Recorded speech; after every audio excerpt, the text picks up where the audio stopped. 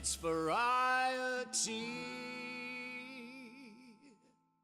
For everything related to balloon modelling and more, I am delighted to greet on my podcast today Natalie Haverstock, otherwise known as Miss Ballooniverse.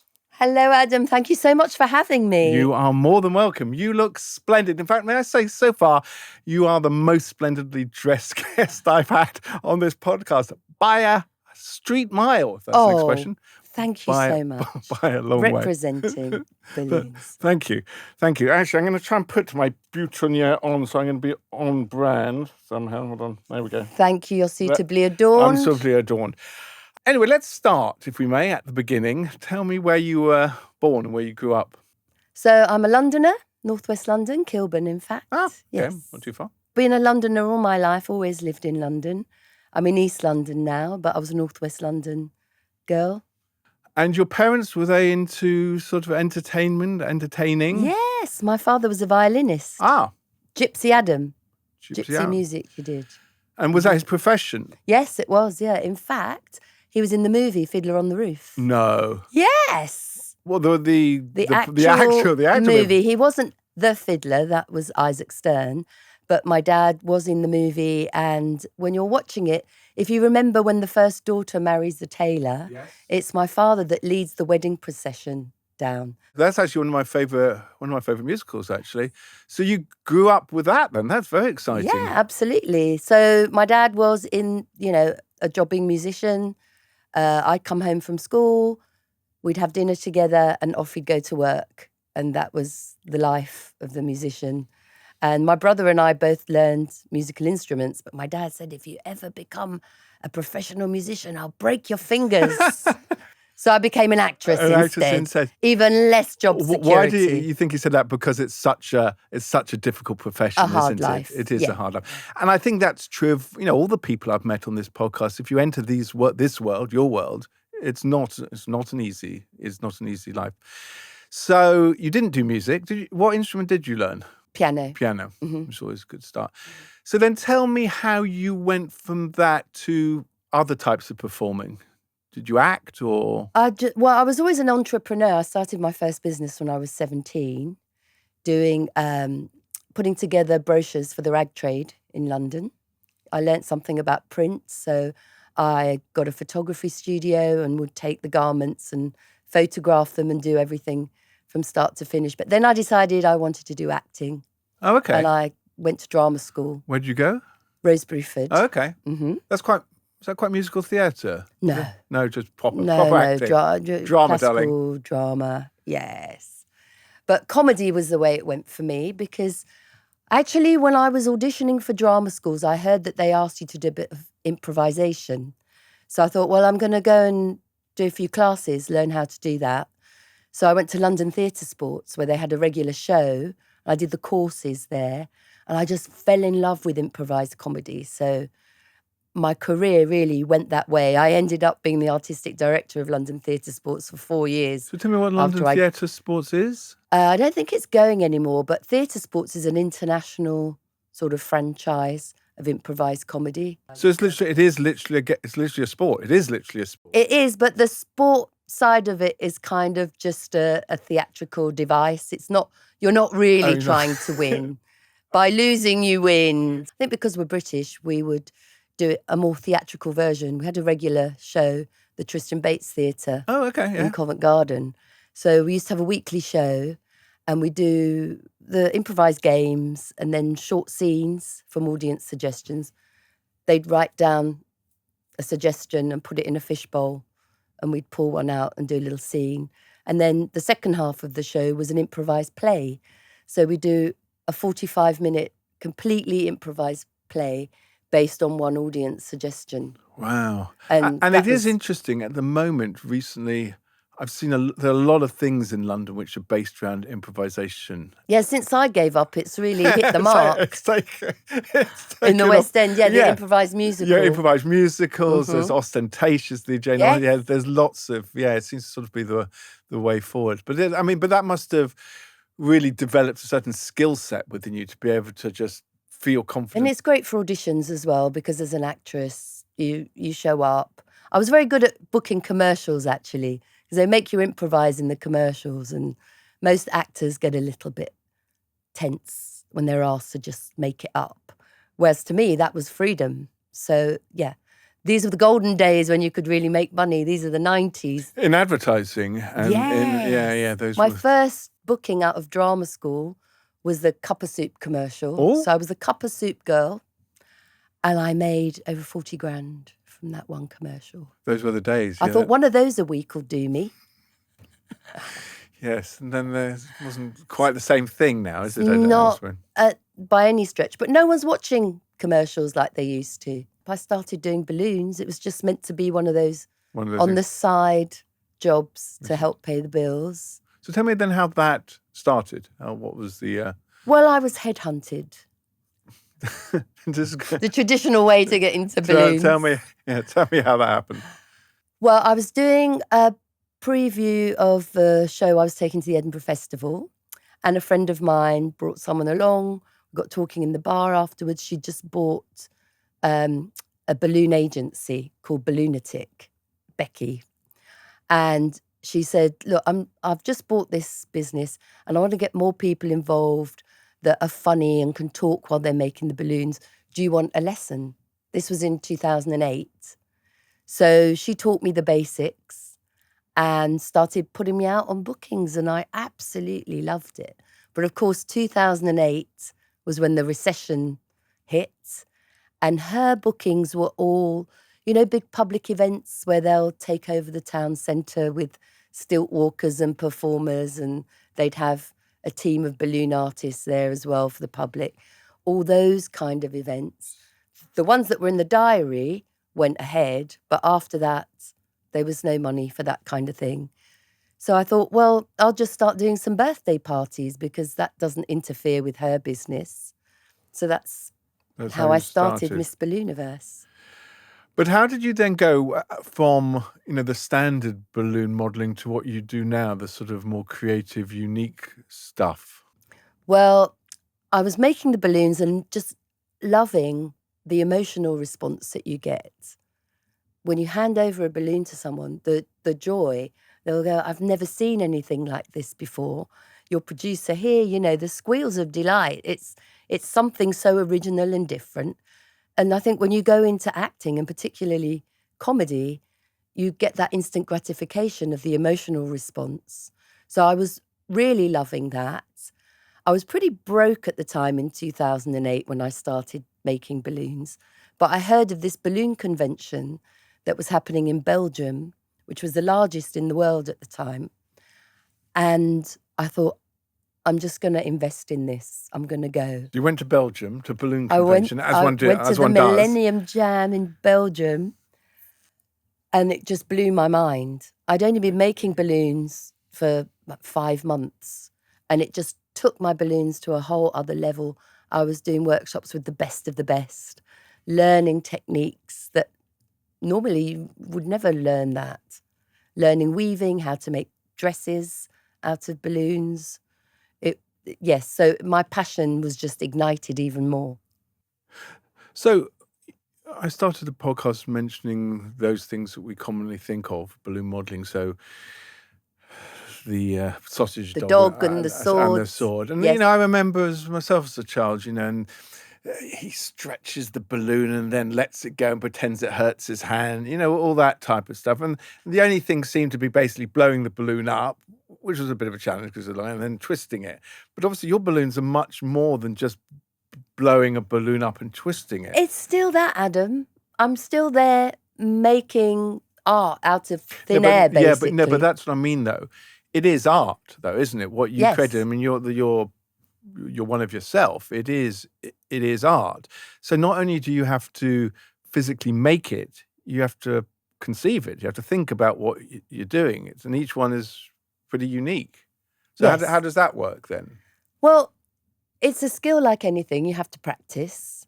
But there's something about even a dog that it's a classic. It's iconic. You know, it's what I don't show up at an event and just make these.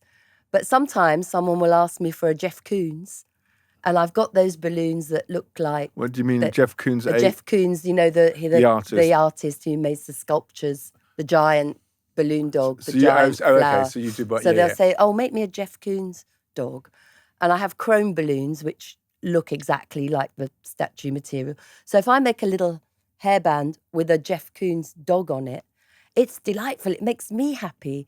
It's classic, iconic. The dog. Yes, absolutely. It's the first thing that I learned to make. It's the first thing that every balloon artist learned how to make.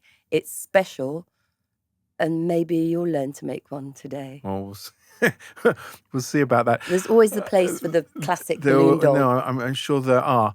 And as I mentioned in the intro, you've worked all over the place and for a large number of celebrities. How does a celebrity thing tend to come about? Is that just by chance or...? The ones that I can talk about, because, well, in your line of work, you know the NDAs. Yes. Others, usually at charity events, you'll get the celebrities that are the patrons of the charity. And in that case, we can talk about it. And because I make the caricatures, if I know that a celebrity is going to be there, I do make sure that I make their likeness. And then the organisers will say, "Oh, we have to get a picture of you giving the balloon to the..." So while we're on that, let's have a look. I think there's a picture of you with Simon Cowell. Yes. Difficult to get a picture with Simon, even the contestant. That's a very good picture, though. Look, he's got his arm round me. He's got his arm around you. Yeah. He was absolutely charming. Have they ever had a balloon model on Britain's Got Talent? Sorry. There was a stage, they call me every year. Do they? Yes, because they want things like that, because it's different, very visual, very, fun. But if you watch them, usually these sort of novelty acts, as you'd call them, they tend to be really nasty to them. And I always say, Simon's my fan. Why would I put myself up to be judged by him? It wouldn't be good for my business. I'm not interested. And there was one season where the third time they called me, because obviously they're different researchers. Yeah, looking for something. And I said, "Look, if you pay me, I'll go on," because they were very specific as well about what they wanted. They wanted a costume. And I said, no. So they'd asked you to wear a specific... To make this specific costume. And in the end, I said, "Well, look, if you want to pay me to do it, I'll come and do it as a job." And they said, "Oh, we don't have the budget we don't have the budget for that." Oh, well. Well, anyway, you get to work with someone kind of do a very, very good character. And he was so charming about his likeness. And I did the big teeth and the open shirt chest, which he was specifically wearing that night.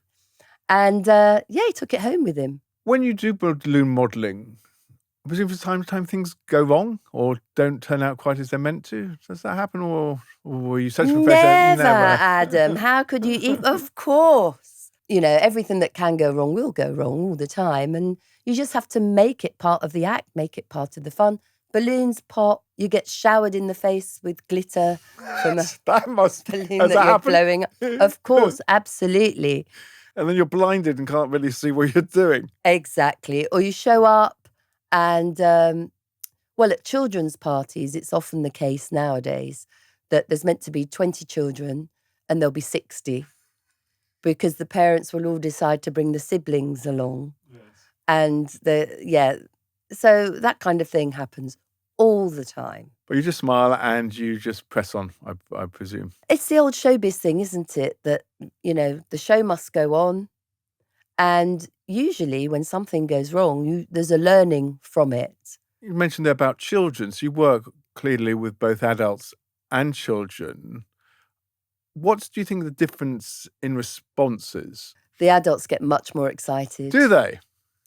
The inner child? No, they all get equally excited. In fact, I actually make exactly the same things at a children's party as I would at a white tie gala event. Dinner, Yes, totally. Same thing. And it gets equally fantastic response. Balloons are quite amazing. They seem to bring out the big kid in everyone. So I think it's similar in some way to magic, isn't it? Because magic appeals to children and adults in different ways, but still appeals. And there's a sort of something very essential about it that appeals to everyone, and actually everyone across all cultures. I wonder if that's the same. Do you think that's the same with balloons? Could you do balloons to any culture? Absolutely. We don't need words. Laughter is the same in every language. But is there any cultural, I don't know, difference to how what you're doing is perceived? I mean, have you done anything in the Middle East, for example? Yes, I have, in Dubai. There are certain, for religious reasons, there's certain things, animals that you wouldn't do. In the Jewish faith, with the very Orthodox, you might not make an effigy like that of a person. But so you would know what you can do and what you can't do. Yeah, there's a little bit of research involved. Absolutely. Like anything, know your audience is my first tip to any performer. Know what you're doing. Don't go in blind. But essentially, balloons are an international symbol of fun. In fact, if you think of it, any birthday card you look at, most birthday cards have a picture of a balloon on. When you're going to a party, people put a balloon on the front gate. So that's where it's the symbol of party fun for all ages. Do you know anything then about, historically, how long this has been done? How long have people been doing? The Aztecs used to make balloon-type animals. They used to use the intestines of animals and inflate them with air and shape them into animal shapes. So I would say that's probably the first balloon animal. Wow. Yeah. That's a long time ago. In fact, I'm thinking of trying to do as an experiment, getting some intestines. I am vegetarian, but, you wouldn't need to eat it. You'd just be blowing it up. Yeah, exactly. That's a good thing. So you could sort of recreate sort of an Aztec balloon. I have worn a costume where I was supposed to be a balloon dress, an Aztec queen. Interesting. In Vegas. Interesting. So how long then now have you been doing balloons for? I started in 2008. Okay. And in that time, it's not quite 20 years, but heading that way, have you ever thought about giving it up and doing something else during COVID or whenever things were tough? Or Well, every cloud has a silver lining. And with the lockdowns, of course, I didn't get any help from the government because I'm a limited company. Oh, good. Let's make a political point. We haven't had enough political points. That's a good political. But actually, I don't know if you remember, in the lockdown, there was an advert of, I think it was a ballet dancer, and it said something like she could always retrain in cybersecurity, which really struck me as symbolic of people's appreciation of the arts in general. Anyway, but that's my political message for today. But anyway, carry on. Well, I suppose it's fair enough that limited companies, if you're giving people trying to guess what their share dividends would be, I could have received what I pay myself in a wage, which was a statutory minimum, as all limited companies do. I had my set wage that I would pay myself. I could have got the furlough money of that, but I would have had to completely shut down my business and not even answer any emails. And I wasn't willing to do that. So I was doing it on Zoom, sending the kits to my corporate clients and teaching them balloons for their social evenings, which was great for the first lockdown. But after, when we got to the second lockdown, everyone was fed up of being on their screens, weren't they?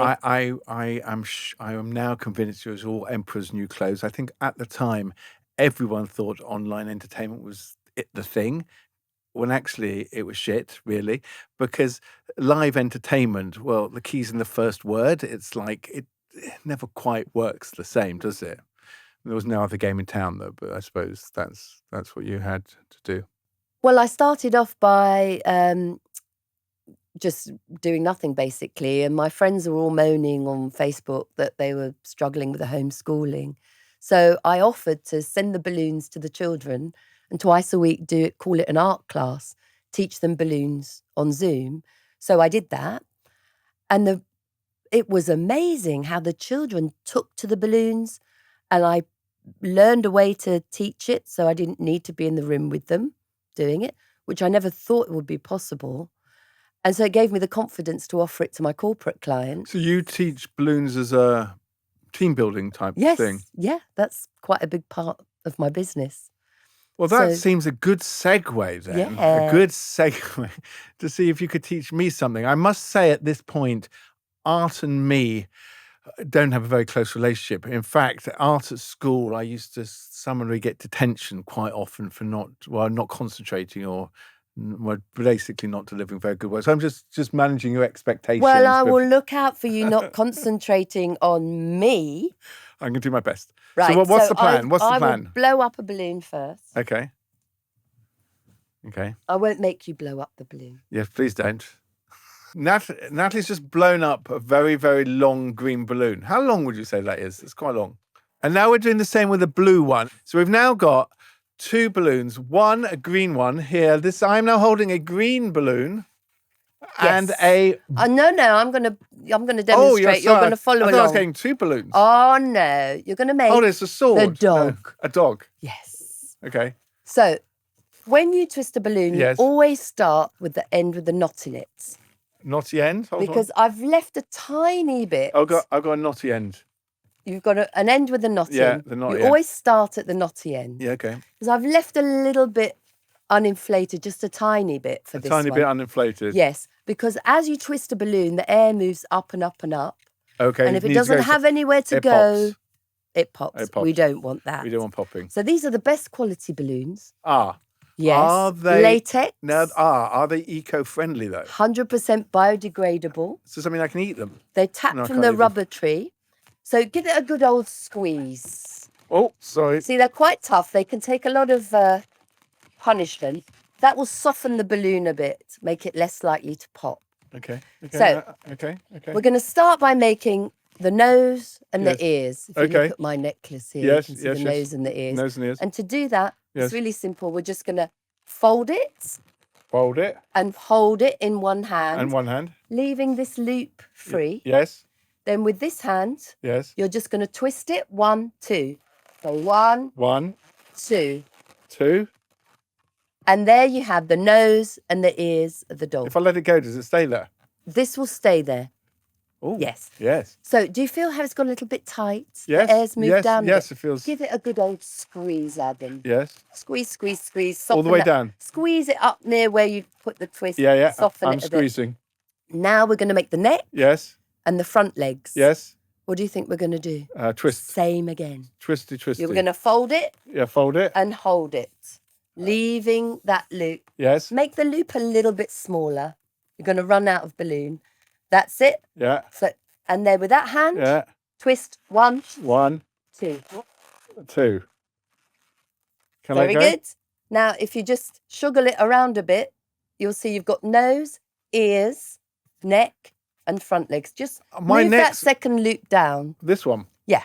Down where? Just move that the long bit. This bit. Move it towards me. You're Oh, good. Give okay. it another squeeze. Squeeze, Yeah. squeeze, squeeze, squeeze, squeeze. I think you've got a bigger neck than me.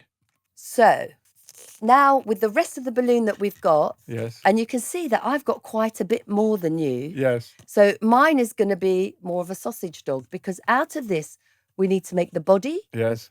the back legs, which hopefully should be the same length as the front legs. Yes. And leave a bit for the tail. Yes. So you will need a shorter body. Yes. Mine can be quite long. Yes. So just again, we're going to fold it Fold it. Yeah. and hold it. But we're going to eyeball it to try and make these loops the same size. Okay. Yeah.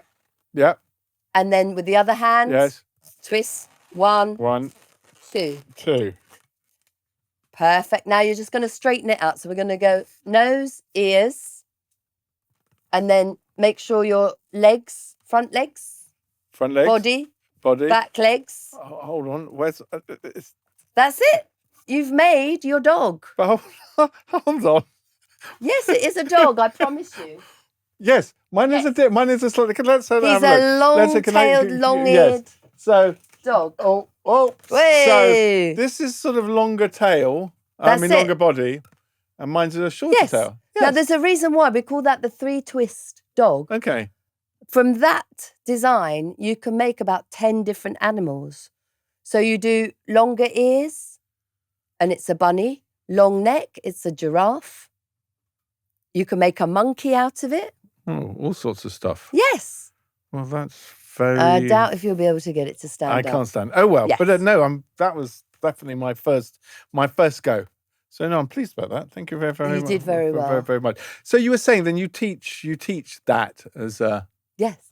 So it was quite successful on the Zoom. I even got some clients that you would never imagine that I could get. So I did Netflix. I did their social evening in California. In California? Sephora. Yes. On the Zoom, I got Amazon to send them the balloons. And we did it. I was 2 a.m.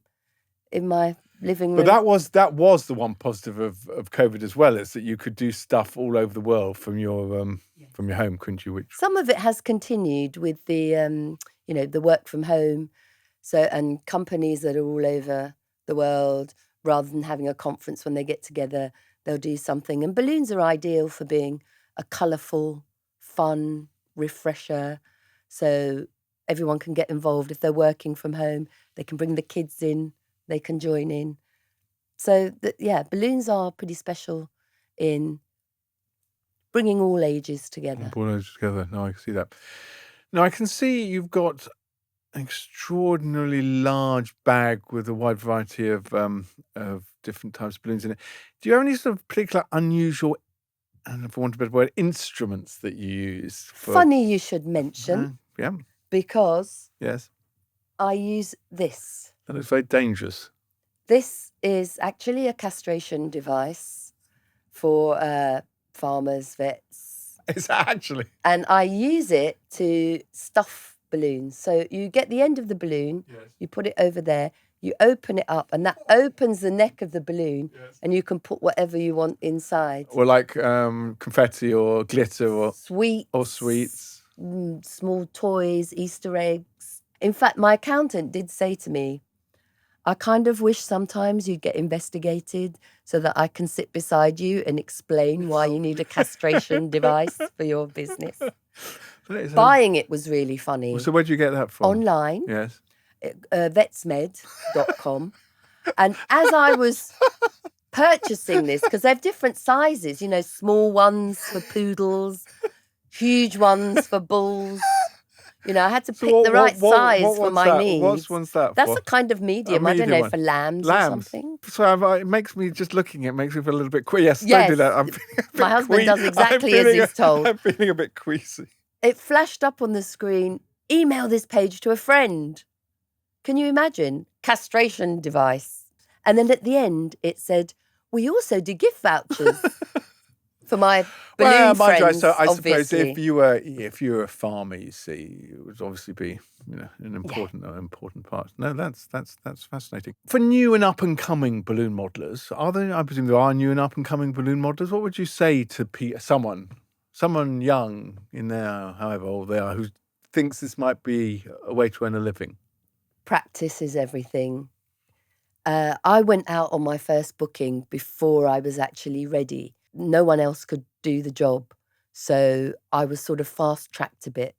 So I had 6 things that I could do confidently, but I was still sort of struggling to even tie the knots, So, but the reaction I got right away was that this is amazing, this is fantastic.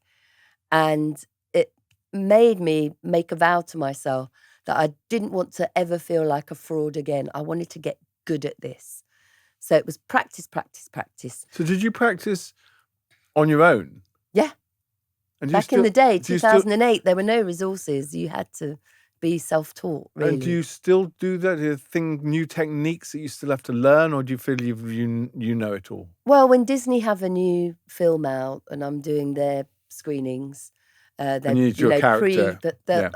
You'll look at the characters and you have to come up with a way to do it where in the time frame that you've got, where you've got about 3 minutes with each guest to make something pertaining to that film, you have to come up with things. So that's when I'll do my practice sessions. So you'd have a look at the film or look at the characters and see what you need to make, and that's fascinating. Come up with things. Is there anything that you've ever been asked for that you couldn't do or wouldn't do, or? You can do anything, but it doesn't always fit. And different balloon artists have their own different style. So some things I don't really enjoy making vehicles, diggers. A car, an aeroplane, diggers. If someone wants a vehicle, I'll make them a Ferrari. That's my style. Because you're, yes, a woman of quality taste. Yes, I get it. Yeah. You don't want to be doing forklift trucks, maybe. No. But I will. I will if I have to. Yeah, you've got to be feeling it. So I want to make what I'm excited about making at that moment because I'm an artist. And that is what you view yourself as, an artist or a performer? The balloons themselves are important in a way, but really it's how it's done. I am a performer. I'm entertaining at that event. And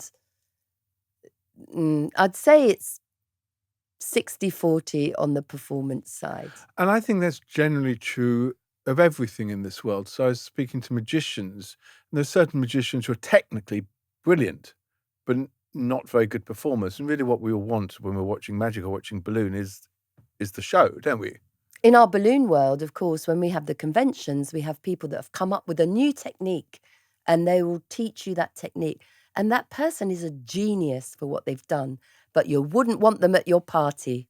No way. Have you ever been in a hot air balloon? I have, but I didn't take off in it because I'm scared of heights. I do events where they'll have a hot air balloon, and of course you've got to have the obligatory picture of Miss Ballooniverse in the hot air balloon. Yeah. Finally, your name, which is great, Miss Ballooniverse. How did you come up with that? I just came up with it. And this was 2008, so I didn't Google it. I Googled it after I'd chosen the name and had my business cards printed. In the Urban Dictionary, Miss Ballooniverse is an eating competition in America, and you have to weigh over 250 pounds to enter. You clearly wouldn't be able to enter then, so that's... I think it's now defunct. Probably just as well. And I'm on the Google ratings above the eating competition. Well, that's good. Only in America could you do that. You've never been booked in America and got mistaken for being, you should have gone somewhere. Oh, you're here for the eating competition, obviously. But that hasn't happened. Anyway, Natalie, it's been an absolute delight. Thank you for my dogs and my boutonniere and this thing which I haven't quite put on yet, but which I might, it clashes, you see. But thank you very, very much. Thank you for having me. You are more than welcome. So that was Natalie Haverstock, aka Miss Ballooniverse, and there will be more about her on our programme notes. So if you want to read our programme notes or see about future episodes or comment on this episode or see when we will be launching our variety live shows, do visit our socials. It's on TikTok, Instagram, YouTube. And that's it for today. Adam Sternberg signing off. Thank you very much. Till the next time.